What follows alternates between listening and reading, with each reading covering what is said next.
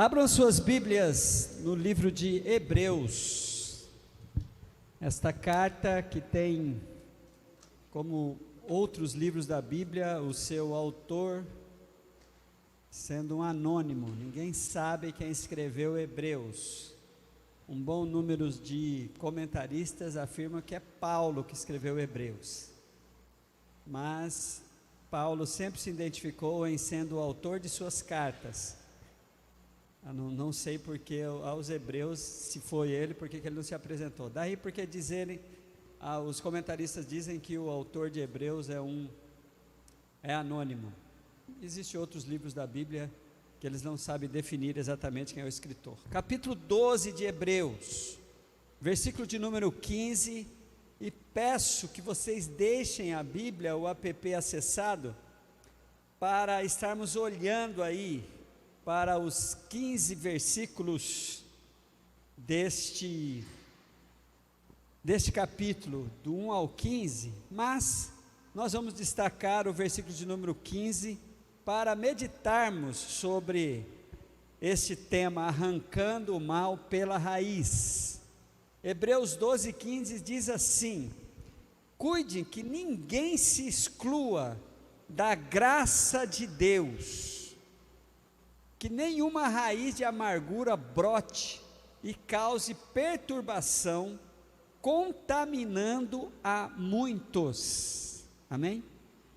Mateus, não tem o banner aí não, para ficar bonitinho aqui atrás? Pode pôr aí. O pessoal vê a ilustração lá que o Creison fez para nós.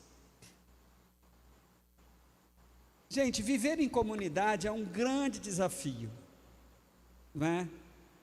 Em todos os lugares em que nós vamos começar a conviver e precisa conviver com mais pessoas, aparece a possibilidade as dificuldades em viver em comunidade.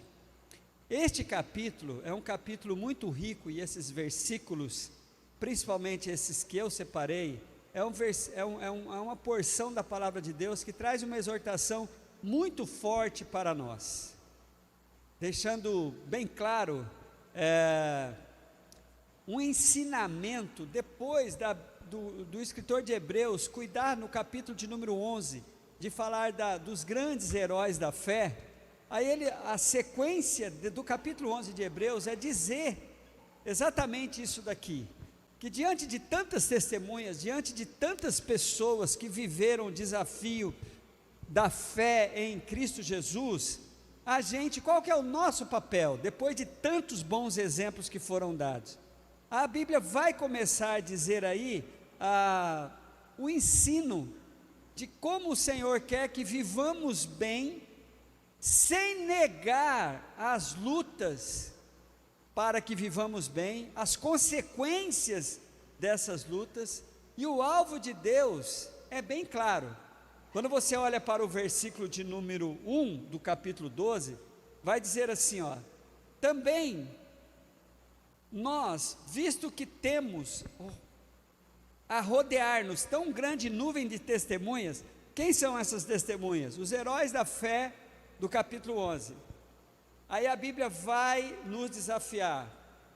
Estamos rodeados por tão grande nuvem de testemunhas. Livremo-nos, esse é o alvo de Deus, livremo-nos de tudo que nos atrapalha e do pecado que nos envolve. Corramos com perseverança a corrida que nos é proposta. O Evangelho tem um propósito para nós. Nós temos uma missão a cumprir aqui como seguidores do Evangelho. E aí vem a conclusão desse versículo, é a gente lutar para arrancar tudo aquilo que possa atrapalhar no desafio de vivermos o Evangelho.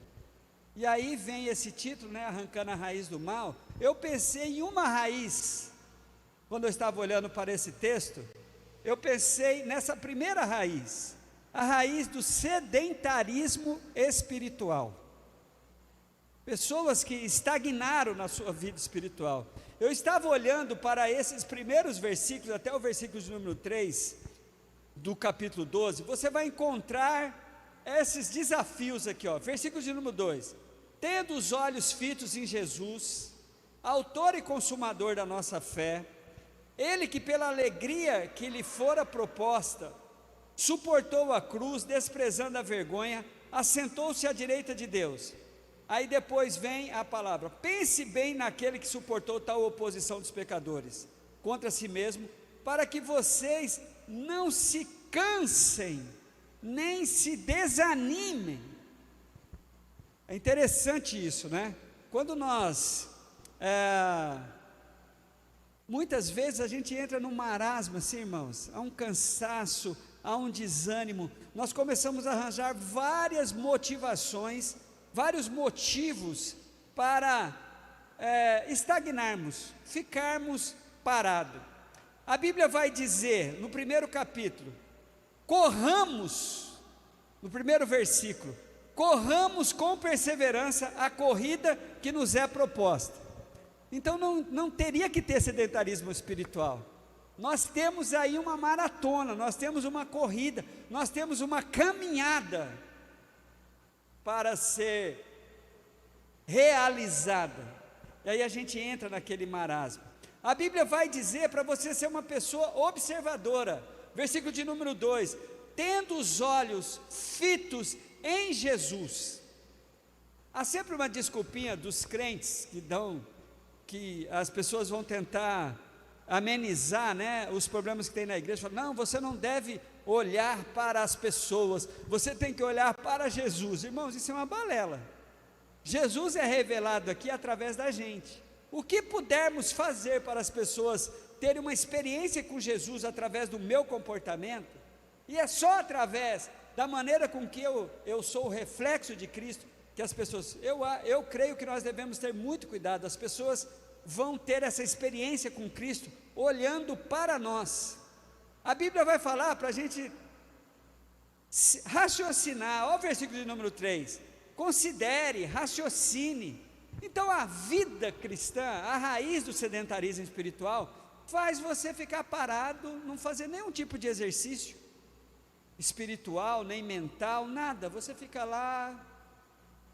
Sedentarismo espiritual é um perigo. A Bíblia vai nos desafiar a considerar, a pensar. Pense bem naquele que suportou tal oposição dos pecadores, falando para nós fixarmos os olhos em Cristo. Eu creio que o sedentarismo espiritual é uma raiz que precisa ser arrancada. Tem uma raiz principal aqui que vou dizer para vocês só no final, mas uma das raízes que vi nesse texto, de arrancar o mal pela raiz, é arrancar o mal do sedentarismo. Segunda raiz que eu vi aqui, os irmãos, por favor, acompanhem, a raiz do mimimi espiritual. Esse é outro problema, né? A gente murmura demais, reclama demais, é difícil nos agradar. A gente procura motivos para explicar a nossa situação. Olha o desafio do versículo de número 4, eu acho impressionante esse texto aqui, ó. Na luta contra o pecado, você ainda não resistiu até o ponto de derramar o próprio sangue. Então a gente reclama por qualquer coisinha, né? Aí vem a Bíblia e fala assim: você nem derramou,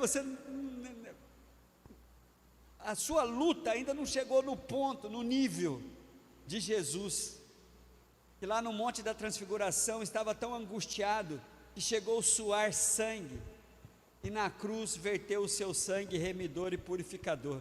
Mas eu acho, gente, que a primeira tendência, quando nós não estamos sendo agradados, quando se trata de coisas espirituais, a nossa carne é muito complicada, tá? Ela está sempre, eu queria que você considerasse isso. A sua natureza humana tem uma tendência de se afastar daquilo que Deus está propondo para você. A gente reclama, mas olha o que a Bíblia diz sobre o desafio dessa carreira que deve ser corrida por nós, conforme diz aí o versículo de número 1, com perseverança. Olha o que diz o versículo 5: vocês se esqueceram da palavra de ânimo que ele dirige como a filhos? Meu filho, não despreze a disciplina do Senhor, nem se magoe com a sua repreensão, pois o Senhor disciplina a quem ama e castiga todo aquele a quem aceita como filho. Olha o versículo de número 7. Suportem as dificuldades, recebendo como disciplina de Deus, recebendo-as como disciplina de Deus. Deus trata como filhos, pois qual o filho que não é disciplinado pelo seu pai?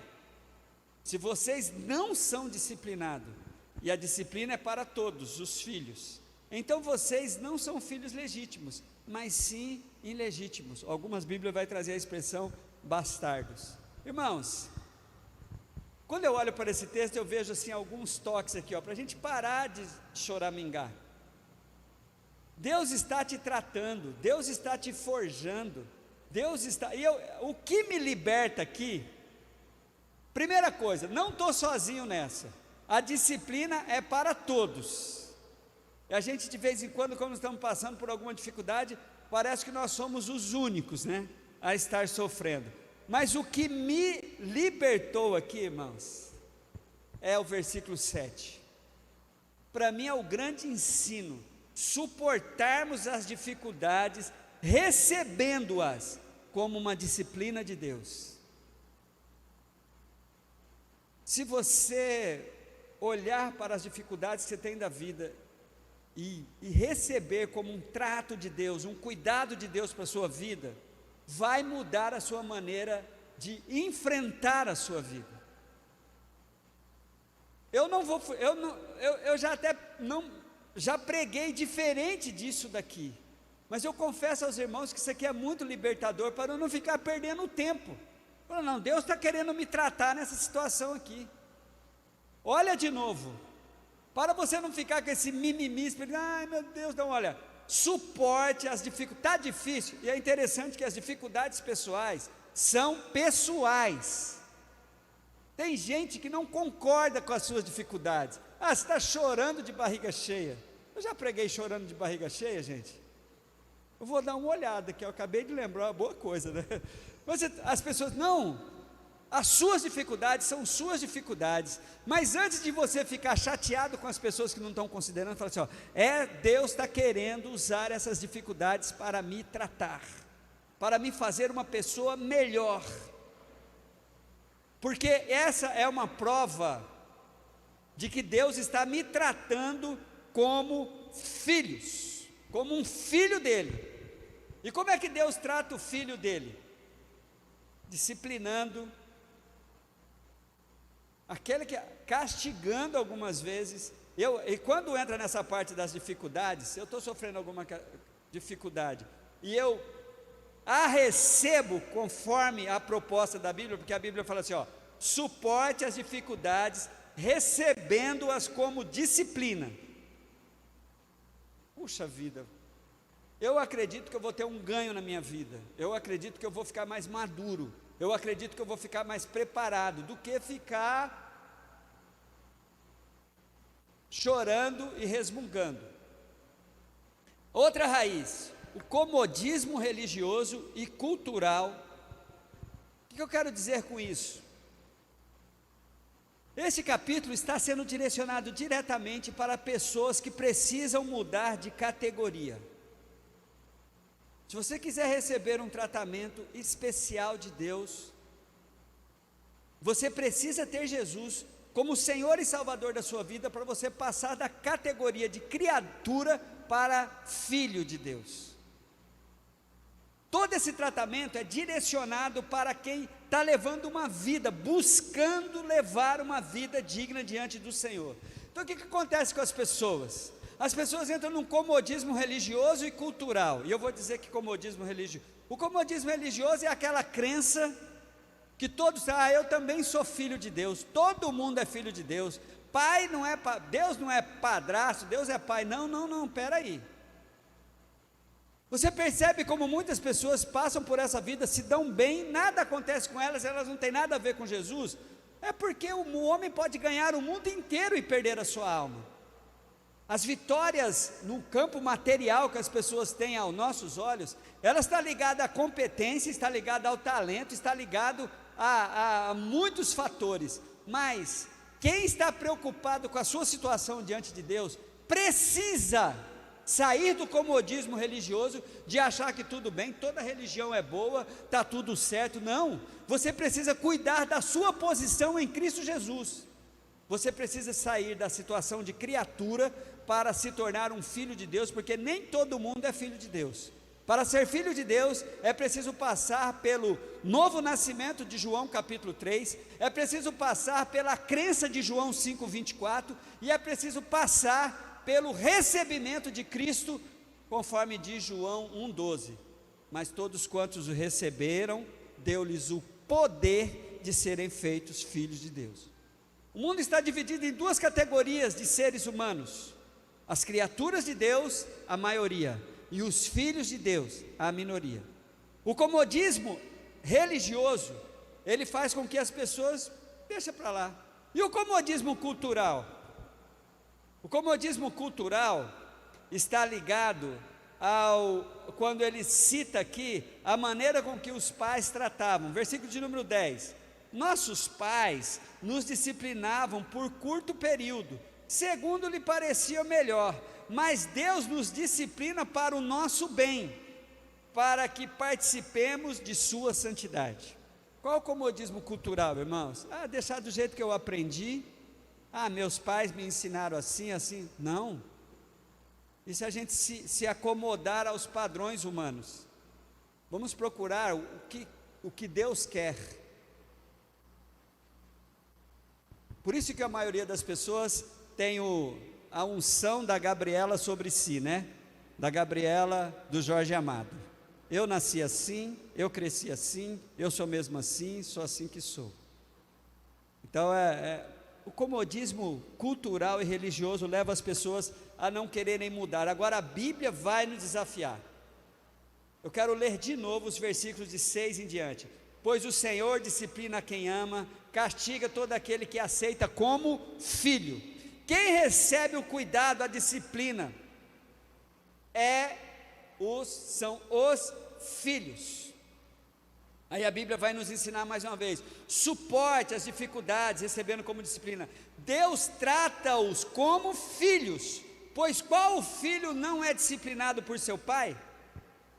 Olha o risco do comodismo religioso. Não, todo mundo é filho de Deus, vírgula. Não é não.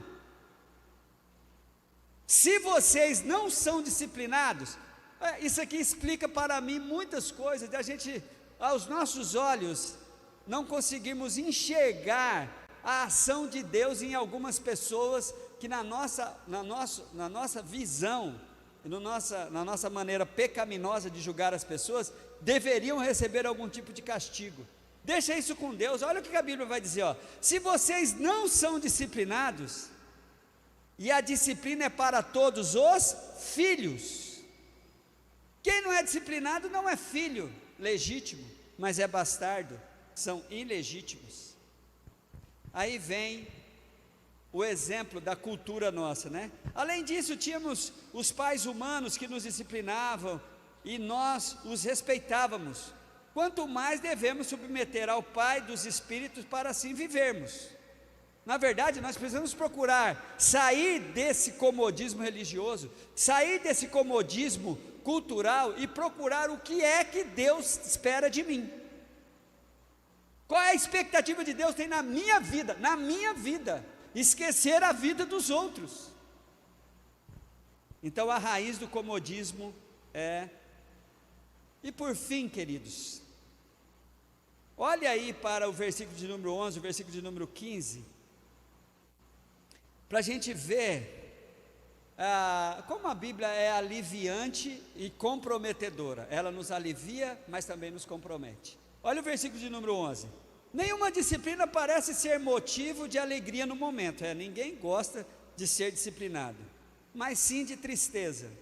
A Bíblia não nos furta, não fala que a gente tem que aceitar tudo com alegria, com um sorriso no rosto. Não. Quando estamos sendo tratados, a tristeza é uma realidade.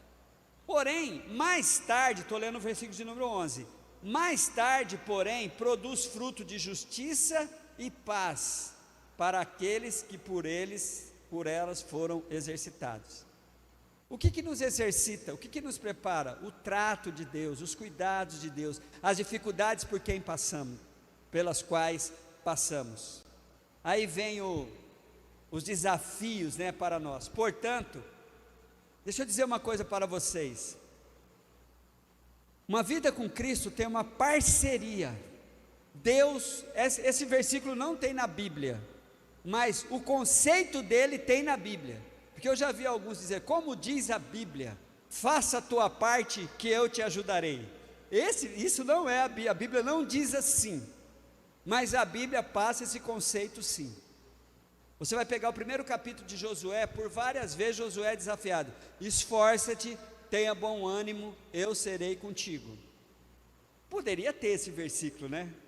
Faça a tua parte que te ajudarei, que não tem problema nenhum, mas não tem, mas é um ensino.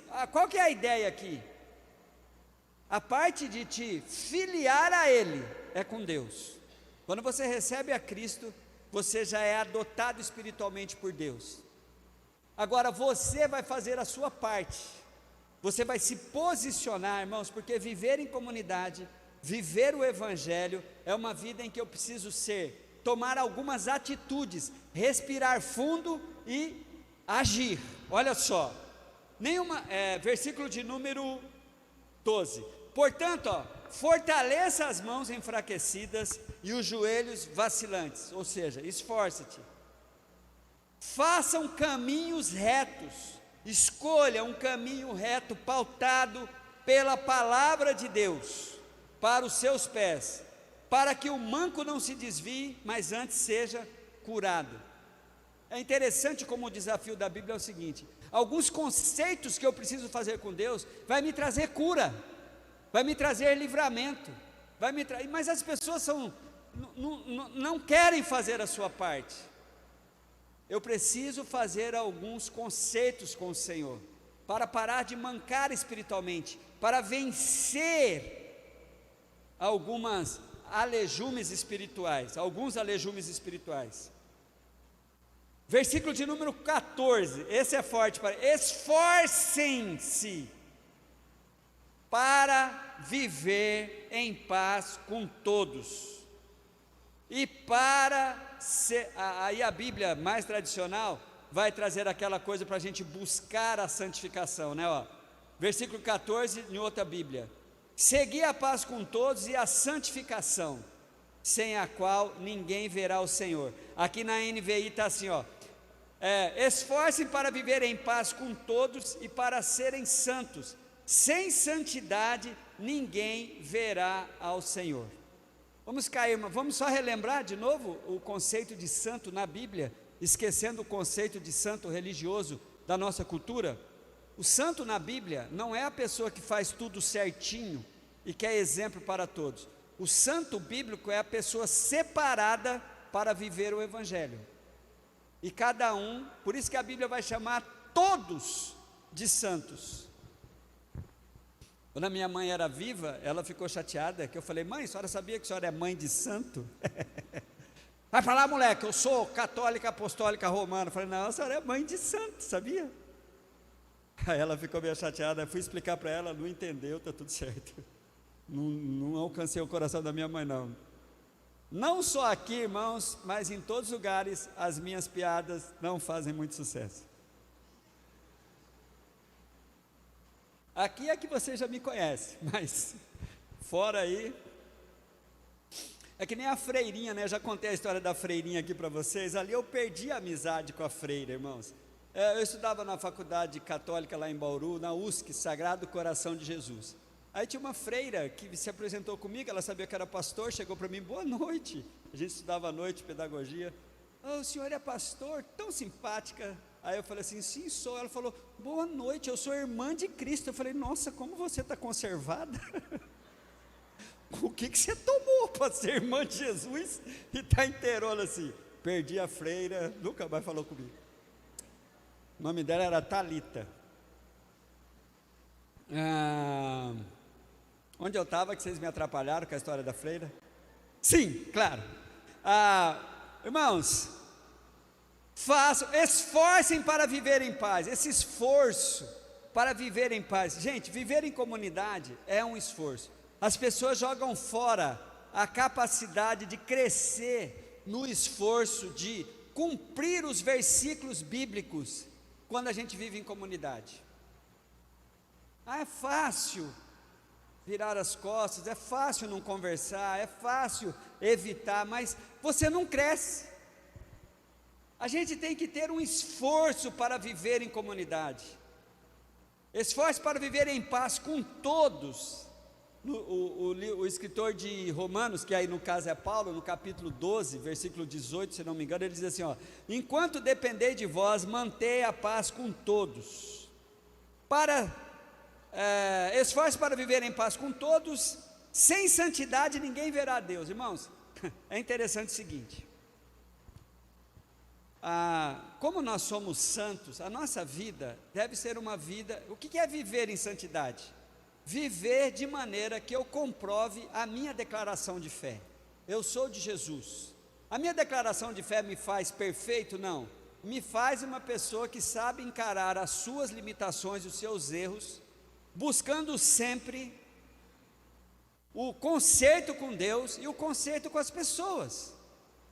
Viver em santidade não é jejuar todos os dias, não é ler a Bíblia, orar mais. Viver em santidade é evidenciar, através do meu comportamento, quem eu sou. Eu sou um filho de Deus. E quem não quer viver assim, nunca foi. Não dá para ver a Deus, não dá para encontrar Jesus se eu apenas faço uma declaração de fé, mas eu não quero viver de maneira que eu demonstre quem é Cristo na minha vida. Por isso que a Bíblia fala assim, sem a santificação diária, ninguém verá o Senhor, porque não tem outro comportamento que eu tenho aqui na minha vida, que não seja esse, de evidenciar quem eu sou em Cristo Jesus. E isso é uma maneira muito óbvia. Aí vem o último cuidado, esse é perigoso. Cuidem, que ninguém se exclua da graça de Deus. A única raiz que fala nesse texto, eu inventei 3, mas é a única raiz que fala nesse texto. Que nenhuma raiz de amargura brote e cause perturbação, contaminando a muitos. Queridos, a Bíblia não nega os nossos sentimentos e as nossas insatisfações quando estamos vivendo em comunidade. De vez em quando somos atingidos, de vez em quando somos desrespeitados, de vez em quando somos vítimas de maledicência, de vez em quando somos incompreendidos, e aí nasce a possibilidade de brotar uma raiz de amargura. A raiz de amargura vem com os sentimentos negativos que tivemos por nossas expectativas não terem sido supridas no meu relacionamento com o meu grupo, na minha família, com a galera com que eu trabalho. Sempre tem isso, mas eu devo cuidar para que essa raiz não brote, porque uma pessoa amargurada, ela não fica sozinha nessa amargura. A raiz de amargura, quando brota, ela contamina, a gente começa a reclamar, a gente começa a deixar bem claro o quanto eu fui vítima, a gente começa a deixar bem claro o quanto o outro não presta. Aí, daqui a pouco, estão os grupinhos, as panelinhas, a família dividida, o grupo que é a favor disso, o grupo que é a favor daquilo, a igreja, e assim vai. Pessoas com uma disposição muito grande de contaminar os outros, muitas vezes sem saber, mas eu quero que você olhe para esse texto e que o Espírito Santo faça com que a espada da Bíblia penetre, no seu coração. Cuide, que ninguém se exclua da graça de Deus, que nenhuma raiz de amargura, este mal tem que ser arrancado pela raiz, porque quando a raiz de amargura brote e cause perturbação, contaminando a muitos, esse mal. E aí, queridos, pastor, mas como faz isso? eu não quero que você negue os seus sentimentos. Para começar, não dá nem para negar. Sentimento aparece e pronto. Eles são totalmente independentes.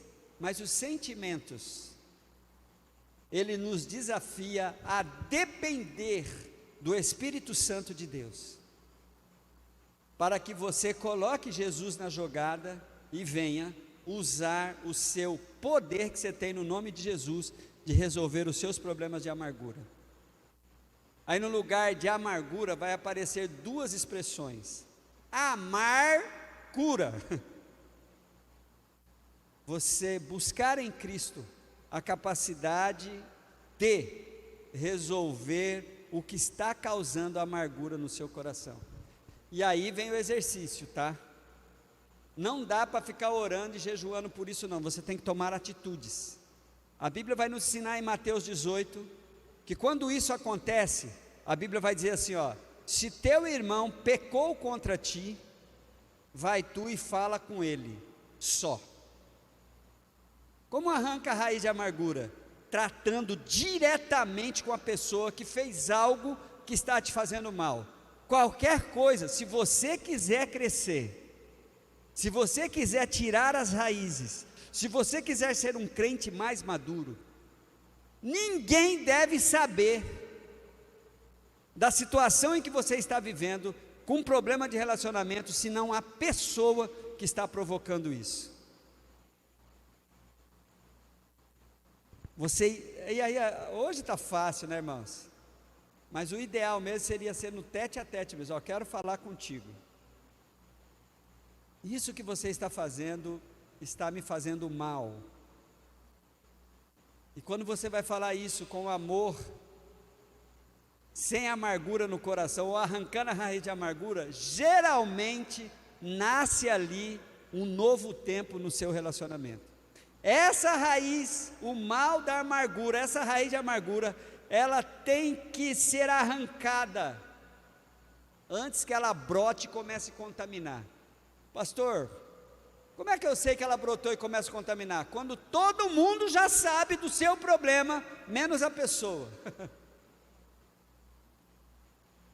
É difícil, irmãos, é difícil falar com os pastores, por exemplo. Quando o pastor pisa na bola com você, é difícil, mas o ideal seria você falar diretamente com o pastor, ou com a pastora. É difícil quando o líder pisa na bola com a gente falar diretamente, mas o ideal é você falar, olha, e o irmão então? É difícil, mas isso é um problema, se você quiser resolver o seu diretamente, se você quiser crescer, se você quiser ser uma pessoa melhor, não fale com ninguém, senão com a pessoa com quem fez algo que não te agradou, te machucou, te feriu, está atrapalhando a sua comunhão com Deus. Essa raiz tem que ser arrancada. Essa raiz então vai nos fazer lembrar de que as três anteriores, pessoal, o sedentarismo espiritual, fazer o que é preciso, o mimimi espiritual, respirar forte, para que essas coisas não me machuquem tanto, e eu não me acomodar, né? E eu não me acomodar. Por isso, queridos, arrancar o mal pela raiz, vai fazer você um crente mais maduro, um crente mais positivo, um crente que semeia mais amor do que amargura. Aí você vai ser capacitado pelo Espírito Santo de Deus a amar. Aí muda a expressão, né? Em vez de amargura, vai ser amar, duas palavras, cura. Amém? Irmãos, viver em comunidade não é fácil, e a comunidade não é só a igreja não, tá bom? Nós somos desafiados no nosso trabalho, na escola, no meu quarteirão, na minha família, a fazer, quando eu decido viver a palavra, a fazer o que é preciso. Fazer o que é preciso é uma luta contra a fazer o que eu estou sentindo. Fazer o que é preciso, nós vamos necessitar de conhecer mais a palavra de Deus, qual é a opinião de Cristo sobre esse assunto, para que o Espírito me capacite a fazer o que é preciso. Fazer o que eu estou sentindo me faz uma vítima de um coração enganoso, de Jeremias 17:9, e de ser um terreno fértil para brotar muitas raízes de amargura no meu coração. Por isso, nessa noite, eu quero orar conosco, por nós, para que Ele me capacite a preparar o meu terreno, para que nasça no meu terreno fértil sementes de amor, de compreensão, de fé e de esperança, e não de amargura. Este mal vamos tirar pela raiz hoje, e vamos sair daqui mais livres. Amém?